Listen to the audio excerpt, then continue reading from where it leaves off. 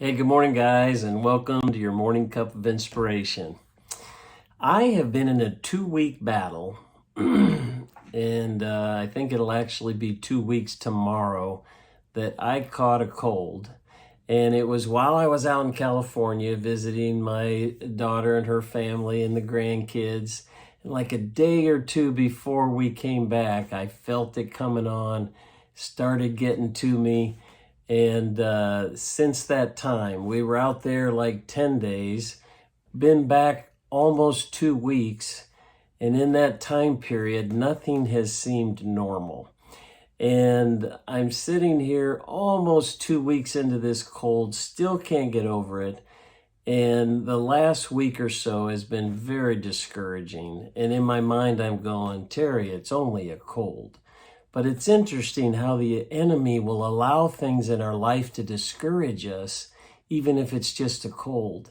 And yeah, I guess I'm just a weenie because I know there's people out there listening to this that have true reason for maybe discouragement. Maybe there's immobility, or maybe there's a more serious disease or illness that's going on in your life. Maybe there's a situation that you are in that you have no way out of.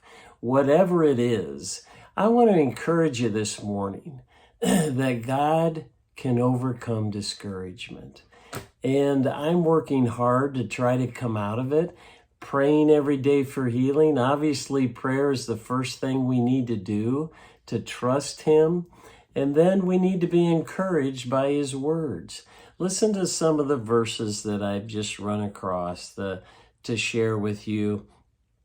It says in Romans, likewise, the Spirit helps us in our weaknesses. For when we don't know what to pray for as we ought, the Spirit prays for us. In Romans, it says, what then shall we say to these things? If God's for us, who can be against us? God is for us.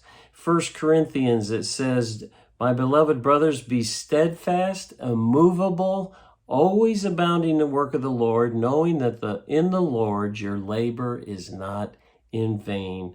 Finally, Romans 15:13, may the God of peace fill you with all joy and peace in believing, so that by the power of the Holy Spirit you may abound in hope. He wants to give you hope today.